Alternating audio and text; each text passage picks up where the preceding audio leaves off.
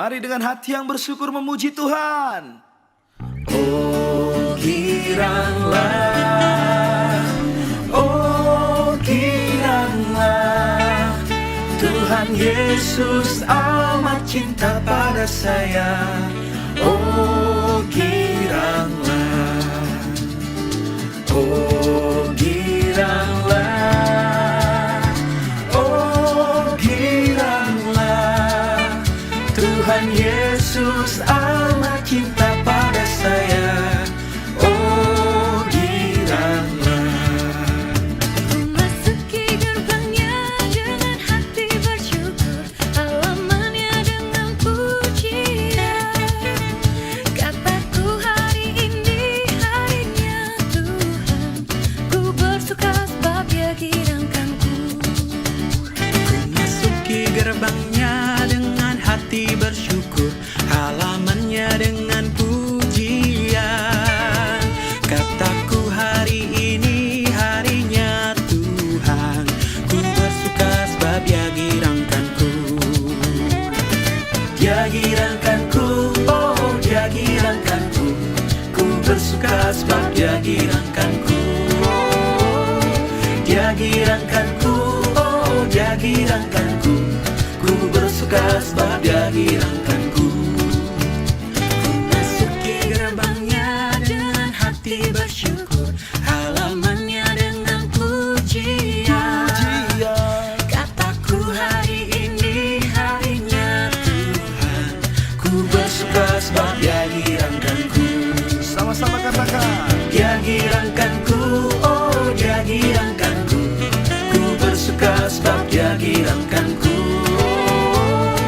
Dia girangkanku, oh Dia girangkanku, ku bersuka sebab Dia girangkanku.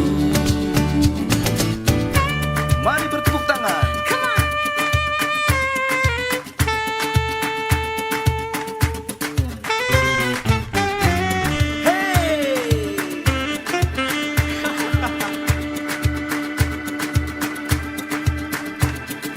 Dia girangkanku, oh Dia girangkanku, ku bersuka sebab Dia girangkanku.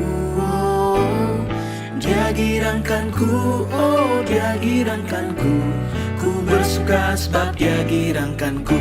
2, 3. Dia girangkanku, oh Dia girangkanku, ku bersuka sebab Dia girangkanku. Dia girangkanku, oh Dia girangkanku, ku bersuka sebab Dia girangkanku. Dia girangkanku, oh Dia girangkanku, ku bersuka sebab Dia girangkanku. Dia girangkanku, oh Dia girangkanku, ku bersuka sebab Dia girangkanku. Ku bersuka sebab Dia girangkanku. Ku bersuka sebab Dia girangkanku.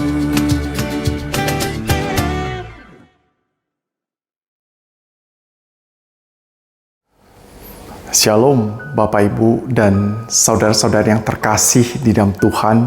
Kembali kita bertemu lagi dan kita berjumpa untuk bersama-sama beribadah dan mendengarkan firman Tuhan. Bapak Ibu dan saudara-saudara yang terkasih dalam Tuhan, hari ini kita akan bersama-sama merenungkan sebuah tema tentang keajaiban di pintu gerbang indah. Untuk itu mari bersama-sama kita mendengarkan pembacaan firman Tuhan di dalam Kisah Para Rasul, pasal yang ketiga, ayat yang pertama sampai yang ke-10.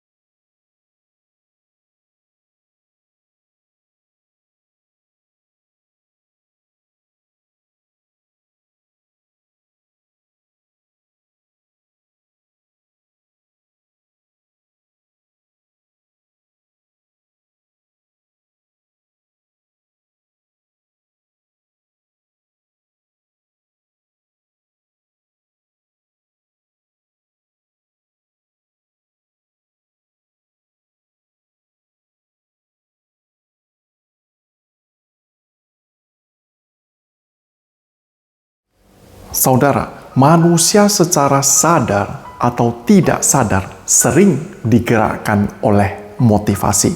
Karena motivasi dapat mendorong seseorang untuk mencapai suatu tujuan yang diharapkan atau dicita-citakan. Jadi, ibarat mobil ataupun motor ataupun pesawat terbang, apapun itu, pastilah ada yang menggerakkan. Barulah ia dapat berjalan ataupun terbang. Untuk itu, pada hari ini, marilah sejenak kita merenungkan apa yang menjadi motivasi, yang mendorong, yang menggerakkan kita untuk beribadah. Saudara, ada orang beribadah adalah karena kewajiban. Sebagaimana dulu ketika saya masih kecil, saya pergi beribadah, itu adalah karena sebuah kewajiban. Kewajiban sebagai seorang murid atas perintah guru, dan juga kewajiban sebagai seorang anak atas perintah dari orang tua. Kedua adalah pahala atau rezeki. Ada sebagian orang berpikiran bahwa dengan beribadah maka Tuhan akan melancarkan rezekinya dan sekaligus untuk mengumpulkan pahala. Ketiga adalah imbalan. Ini adalah cara berpikir pedagang yang berpikiran bahwa dengan beribadah, dengan memberikan sedikit persembahan, maka kelak akan mendapatkan keuntungan ataupun berkat yang sebesar-besarnya. Keempat adalah balas budi. Berpikiran bahwa beribadah merupakan tindakan balas budi atas berkat-berkat yang telah Tuhan karuniakan. Kelima adalah ketakutan. Beribadah karena didorong oleh perasaan takut. Takut mendapatkan hukuman ataupun murka dari Tuhan. Keenam adalah agar dilihat orang. Saudara, mungkin selain apa yang saya sebutkan ini, masih banyak lagi motif-motif lain. Apakah itu ikut-ikutan mencari pekerjaan, bisnis, tempat pelarian, atau bahkan ada yang sampai-sampai hanya ingin mencari jodoh.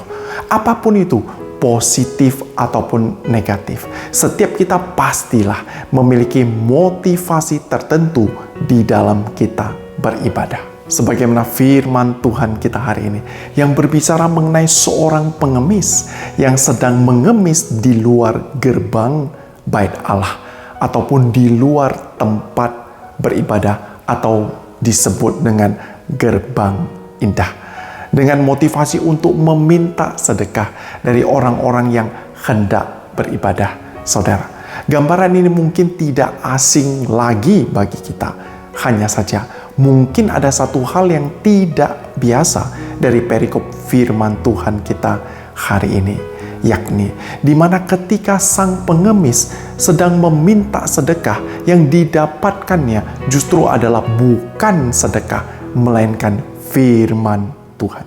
Saudara, bukankah ini suatu hal yang janggal? Bayangkan kalau kita adalah pengemis tersebut, di mana kita meminta sedekah uang ataupun makanan, tetapi justru diresponi dengan firman Tuhan. Mungkin juga kita awalnya akan merasa bingung dan aneh. Jadi sebenarnya kenapa pula Petrus bukannya memberikan sedekah dan sebaliknya menyampaikan firman Tuhan? Marilah saudara kita bersama memperhatikan percakapan mereka. Saudara, kalimat pertama yang disampaikan oleh pengemis itu adalah, "Lihatlah kepada kami." Di sini jelas sekali pengemis itu sedang meminta belas kasihan dan sedekah kepada Petrus dan kawan-kawan. Sehingga dengan sengaja meminta kepada mereka untuk melihat keadaan mereka. Melihat tentu dengan mata. Jadi bisa kita bayangkan bagaimana penampilan pengemis itu. Dan melalui penampilannya sudah tentu menunjukkan betapa ia membutuhkan belas kasihan dan sedekah dari orang-orang. Dan tentu saja ia berpakaian lusuh, kotor dengan muka yang memelas sembari mengulurkan kedua tangannya untuk meminta sedekah. Saudara, secara umum, ketika kita melihat pemandangan yang demikian, pastilah hati kita tergerak untuk merasa kasihan dan ada keinginan untuk memberikan sedekah, apakah itu uang ataupun makanan ataupun pakaian. Tetapi perikop ini menceritakan bahwa apa yang mereka harapkan tidak mereka dapatkan. Dan sebaliknya yang mereka dapatkan justru jauh dari apa yang mereka harapkan. Artinya mereka mengharapkan materi, tetapi yang mereka dapatkan justru lebih dari sekedar materi. Dan itu adalah berkat rohani plus jasmani. Saudara, sampai di sini mungkin keadaan pengemis itu juga sama dengan kita. Sebagaimana setiap kita pastilah memiliki motivasi di dalam beribadah.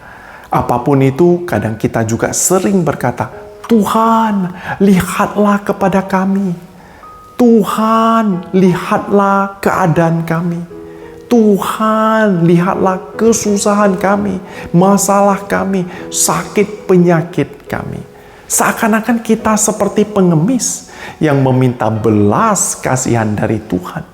Tetapi sekali lagi, kita tidak mendapatkan apa yang kita harapkan. Tetapi justru firman Tuhan yang kita dapatkan. Dan awalnya mungkin kita akan merasa kecewa. Yang kedua, saudara, perlu kita ketahui, pengemis itu datang dan duduk di pintu gerbang bait Allah ataupun rumah ibadah setiap harinya adalah bukan untuk beribadah, melainkan untuk meminta sedekah. Dan di sini sebenarnya kita tidak mengetahui siapa sebenarnya pengemis itu. Kenapa ia bisa setiap harinya duduk di sana dan mengemis? Mungkin juga karena ia memiliki hubungan yang khusus dengan pengurus bait Allah, sehingga ia diizinkan setiap harinya duduk di sana untuk mengemis. Saudara, saya tidak tahu apakah kita juga demikian. Setiap minggu dan bahkan ada yang setiap harinya datang dan duduk di dalam rumah ibadah, tetapi bukannya mencari Tuhan. Sebaliknya adalah mencari belas kasihan dari orang. Atau bukannya datang dan duduk untuk berjumpa dengan Tuhan. Sebaliknya datang dan duduk untuk berjumpa dengan orang. Saudara, saya percaya tidak ada di antara kita yang demikian. Kalaupun ada, mungkin di masa-masa pandemi ini akan menjadi suatu kerugian besar, tantangan yang besar bagi dia. Karena sudah pasti pendapatannya berkurang secara drastis. Karena ibadah pun sekarang masih banyak yang online.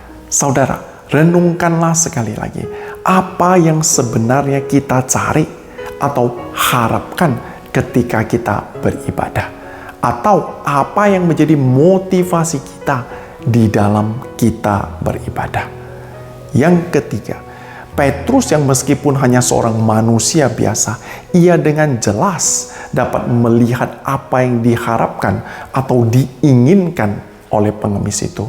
Sehingga ia pun berkata, emas dan perak tidak ada padaku. Saudara, jangankan pengemis, orang yang sehat pun, kita pun pastilah menginginkan emas ataupun perak. Karena itu kita melihat banyak orang bangun tidur, buka mata, bukannya pertama mencari Tuhan, tetapi yang dipikirkan dan yang dicari yang pertama kali adalah uang. Saudara, saya bukan berkata bahwa itu adalah hal yang salah. Hanya saja kita harus tahu apa yang terpenting dan yang terutama di dalam kehidupan kita, yang seharusnya menjadi prioritas. Apalagi khususnya di dalam hal ini ketika kita datang beribadah kepada Tuhan. Karena kalau kita renungkan, Tuhan sudah memberikan kita 1 tahun 365 hari dan 8.760 jam.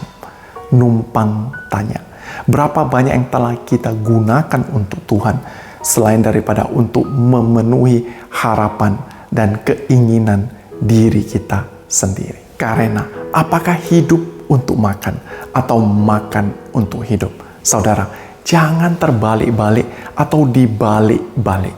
Karena ketahuilah, sebagaimana firman Tuhan mengatakan bahwa sesungguhnya manusia hidup bukan dari roti saja, melainkan dari setiap firman yang keluar dari mulut Allah. Untuk itulah juga Rasul Petrus berkata kepada pengemis itu dengan jelas, "Emas dan perak tidak ada padaku, tetapi apa yang kupunyai, kuberikan kepadamu. Demi nama Tuhan Yesus Kristus, orang Nazaret itu, berjalanlah." Saudara, jadi di sini ketika pengemis itu meminta Petrus untuk melihatnya, apa yang dilihat oleh Petrus bukan perihal jasmaninya saja, melainkan rohaninya juga. Dan Petrus melihat jauh ke dalam sanubarinya. Dan secara khusus yang dia butuhkan, pengemis itu butuhkan, bukanlah emas dan perak, melainkan sebuah mujizat, mujizat kesembuhan. Saudara, mujizat yang terjadi di sini juga bukanlah mujizat biasa. Artinya, pengemis itu bukan lumpuh karena sakit penyakit, tetapi lumpuh sejak lahir. Dengan kata lain, kalau lumpuh karena sakit, maka ada kemungkinan dia bisa disembuhkan. Tetapi kalau sudah lumpuh sejak lahir, maka ini adalah sebuah kemustahilan baginya untuk dapat sembuh atau berjalan dengan normal kembali. Saudara, sama dengan kita, bukan kita tidak memerlukan emas ataupun perak atau materi untuk kelangsungan hidup kita. Tetapi apa yang seharusnya kita utamakan di dalam hidup ini haruslah jelas dan tegas. Sebagai manusia atau makhluk ciptaan Tuhan yang dibentuk serupa dan segambar dengan Tuhan, maka dari itu kita harus tahu apa yang menjadi prioritas, apa yang menjadi tujuan hidup kita. Apalagi berbicara mengenai ibadah kepada Tuhan. Saudara, pada masa kuno, raja-raja memiliki kebiasaan membuat patung diri mereka dan meletakkannya di tempat-tempat yang strategis di wilayah kekuasaan mereka. Tujuannya tidak lain adalah untuk menunjukkan kepada orang-orang yang ada di sana bahwa penguasa wilayah tersebut ialah Raja A ataupun Raja B. Nah, pada masa itu, patung-patung itu biasa disebut sebagai gambar dan rupa si raja. Jadi ketika manusia disebut sebagai gambar dan rupa Allah, itu artinya kita memiliki fungsi dasar yang sama dengan patung-patung yang tadi. Bedanya bila patung-patung tadi menjadi simbol kekuasaan Raja A ataupun Raja B, kita manusia menjadi simbol kekuasaan Allah yang menunjukkan pada semua makhluk di dunia bahwa Allah lah penguasa dunia ini. Dan tentu tujuan hidup kita juga tidak di luar dari tujuan penciptaan kita. Saudara, di sini banyak orang ketika berbicara mengenai ibadah, berpikiran bahwa pergi ke rumah ibadah atau mengikuti liturgi ataupun tata cara ibadah barulah disebut beribadah. Sebenarnya lebih jauh dan lebih dalam dari itu. Firman Tuhan mengatakan, apapun juga yang kamu perbuat, perbuatlah dengan segenap hatimu, seperti untuk Tuhan dan bukan untuk manusia. Dengan kata lain, kita tidak harus pimpin pujian di dalam rumah ibadah atau menjadi penatua ataupun menjadi majelis gereja barulah dapat disebut sebagai pelayan Tuhan. Saudara, firman Tuhan mengatakan apapun yang kamu perbuat. Jadi yang ditekankan di sini adalah perbuatan kita dan bukanlah tempatnya. Di sini juga kita melihat apa yang Rasul Petrus lakukan ataupun pelayanannya itu juga bukan dilakukan di dalam rumah ibadah, melainkan justru di luar ataupun pintu gerbang rumah ibadah. Petrus mengetahui dengan jelas apa yang menjadi tujuan hidupnya. Tidak lain adalah untuk menunjukkan kekuasaan Tuhan dan memuliakan namanya.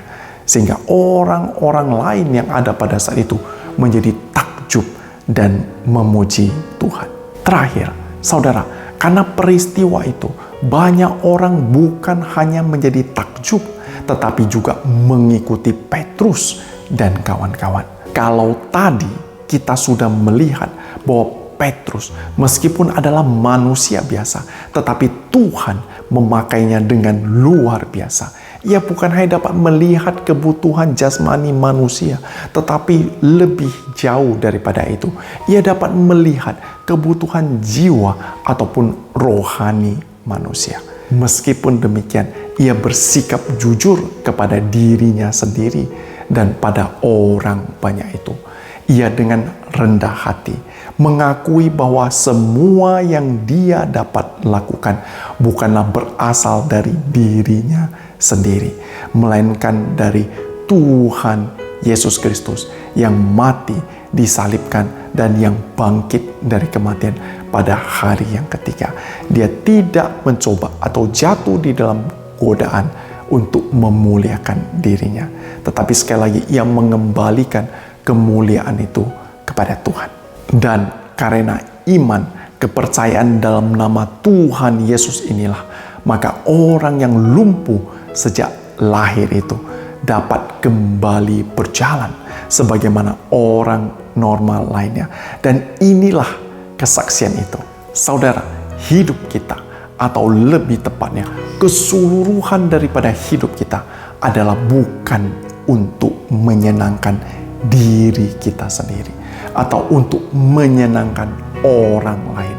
Jauh daripada itu adalah untuk menyenangkan dan memuliakan nama Tuhan. Maka dari itu dan oleh karena itulah kita diciptakan untuk menunjukkan kekuasaan, kemuliaan, dan kesaksian bagi nama Tuhan. Saudara, sudahkah kita memiliki motivasi yang benar di dalam kita beribadah? Sebagaimana kita juga ketahui, beribadah bukanlah untuk menyenangkan diri sendiri atau mencapai harapan pribadi, melainkan untuk menyenangkan hati Tuhan dan semata-mata untuk kemuliaan namanya saja. Atau sekiranya hari ini di dalam perikop ini kita melihat bahwa diri kita sebenarnya seperti pengemis itu, yang setiap hari dengan pantang menyerah dan memilih untuk tetap berusaha meskipun lumpuh dan sebagai pengemis, dan mengemis di pintu gerbang indah, yakni di depan gerbang bait Allah, sembari terus mengharapkan belas kasihan, dan tentu bukan belas kasihan dari manusia, melainkan belas kasihan dari Tuhan, sampai keajaiban ataupun mujizat terjadi di dalam kehidupan kita. Dan saudara, inilah keajaiban itu, yakni ketika kita berjumpa dengan Tuhan Yesus Kristus, apakah itu di dalam ataupun di luar rumah ibadah, asalkan kita percaya kepadanya yang telah mati dan bangkit dari kematian, maka hidup kita akan diubahkan dan dipulihkan olehnya. Terakhir, sudahkah saudara menemukan pintu gerbang indah tersebut? Hari ini Tuhan Yesus berkata kepadamu, "Akulah pintu. Barang siapa masuk melalui aku, ia akan selamat, dan ia akan masuk dan keluar dan menemukan padang rumput." Kiranya Tuhan menolong kita semuanya. Amin.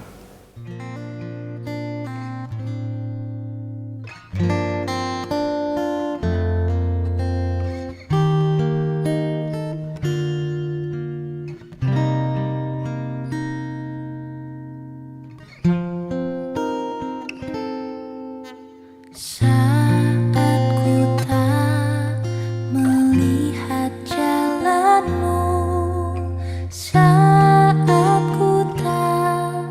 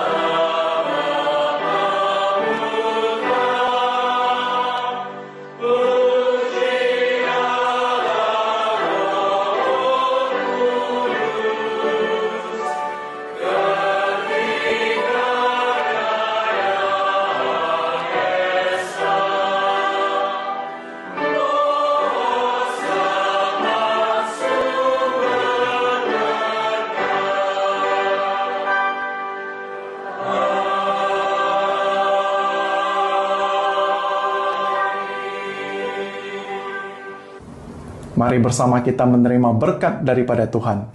Kiranya kasih karunia yang daripada Allah Bapa, kasih setia yang daripada Tuhan Yesus Kristus, dan penghiburan daripada Roh Kudus senantiasa beserta dengan kita sekalian sampai kedatangan Tuhan Yesus kedua kalinya.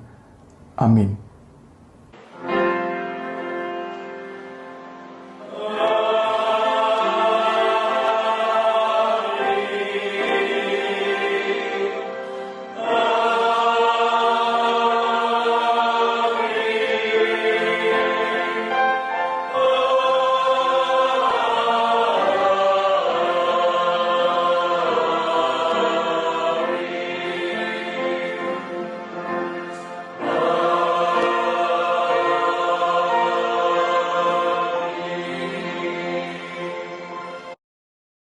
Selamat datang kepada semua jemaat Tuhan yang telah hadir dan mengikuti kebaktian bahasa Indonesia online. Kami menyambut dengan sukacita jika ada teman baru yang telah mengikuti kebaktian online hari ini, dan kami sangat rindu untuk menemui Anda secara online lewat aplikasi Zoom Call. Di setiap hari Minggu, jam 2 sampai jam 3 siang, di mana kita bisa bertemu dan berdiskusi tentang khotbah yang sudah kita dengar. Nah, bagaimana caranya untuk mengikuti Zoom Call? Meetingnya sangatlah mudah. Langkah pertama, Anda harus install aplikasi Zoom. Langkah kedua, ketiklah Join a Meeting. Langkah ketiga, masukkan meeting ID yang sudah tercantum di video ibadah hari ini, dan masukkanlah nama panggilan kamu dan ketik Join. Jika Anda memiliki masalah IT untuk bergabung dengan kami, Anda dapat menghubungi tim admin kami melewati email, telepon, Facebook, dan Instagram kami.